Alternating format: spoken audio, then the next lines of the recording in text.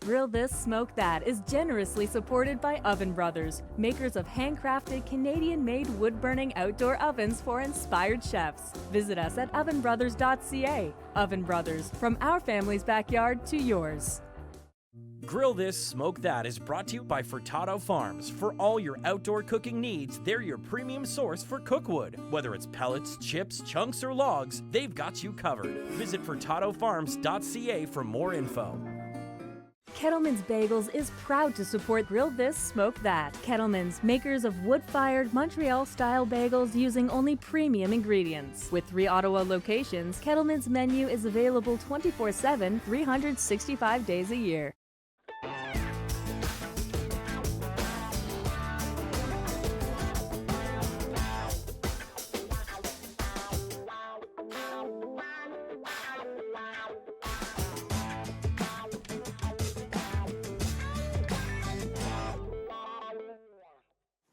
Prince Edward Island screams lobster. Absolutely.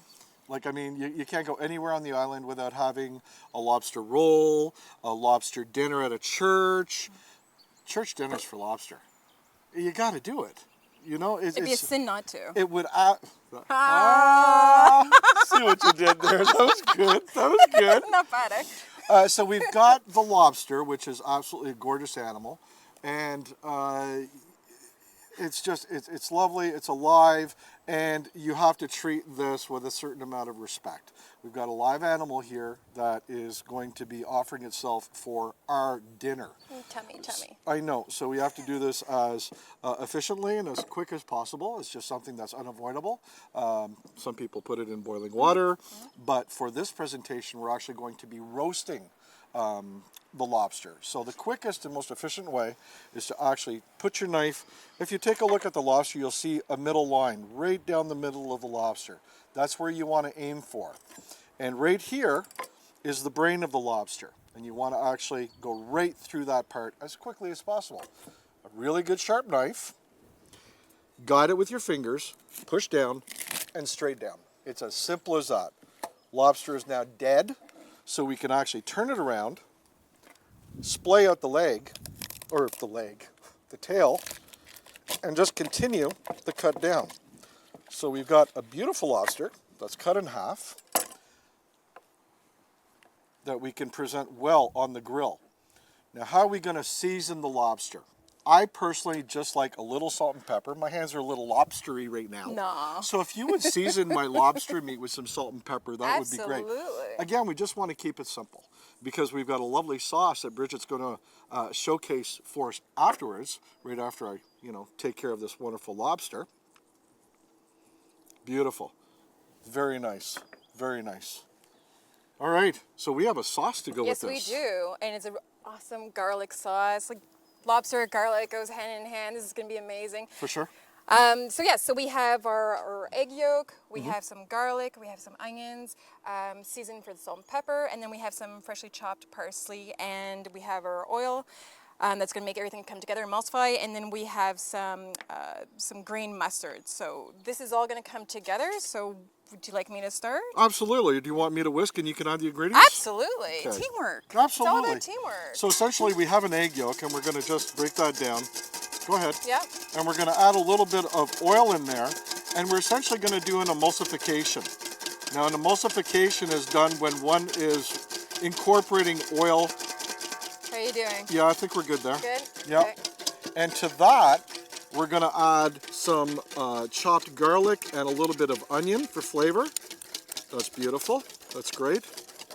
And then after that, we're going to add a little bit of, you can either use grainy mustard or Dijon mustard. I like Dijon. So do I. So do I. So we're going to throw... Great Poupon. Great Poupon. Passe the Great Poupon. So we're going to add a little splash in there. And what the mustard also does is it helps bind everything together. We're going to do a final seasoning of salt and pepper. Little pepper. If you wanted to use white pepper instead of having the black fleck, I like the black fleck. Yes, so do I. It makes you think that there's pepper in that dish. And good luck. And good luck. And good luck. There you go. And there we have our emulsification. Last thing is to actually, that's awesome. but I think it needs a little bit of freshness. So why don't we throw in the parsley as well? Perfect. So we're gonna throw in some parsley. I love a lot of parsley, sorry. Yeah, same here. No, parsley. There You we add go. it all, absolutely. Add it all, and bring back that little bowl, and we can put that in there. Little ramekin, serving double purpose. Awesome. And there we have our lovely sauce to go with our lobster. Let's see the garlic. Yeah, the garlic, the egg yolks, you can really smell it. So what we're going to do at this point is we're going to take our lobster, put it in a pan, and we're going to go to the grill. So the Kamado is set for medium-high heat, around 350, 400 degrees. We're not going to smoke it, we're just going to grill it. So we're going to open this up, and we're going to place the lobster directly on the grill.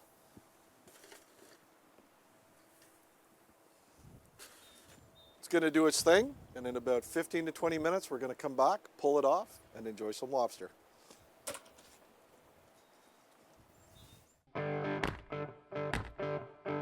On this week's tool tip, I want to talk about temperature probes. Now, there's a lot of different probes out there that will tell you accurately when your food is done. People always ask me, when is it done? Well, trust the numbers. Know your temperatures. You know, chicken is off at 165. You know, beef, depending on the cut, comes off at a certain temperature. These will tell you exactly when that temperature occurs. Now, I really like an instant read thermometer. That way I can go right up to it.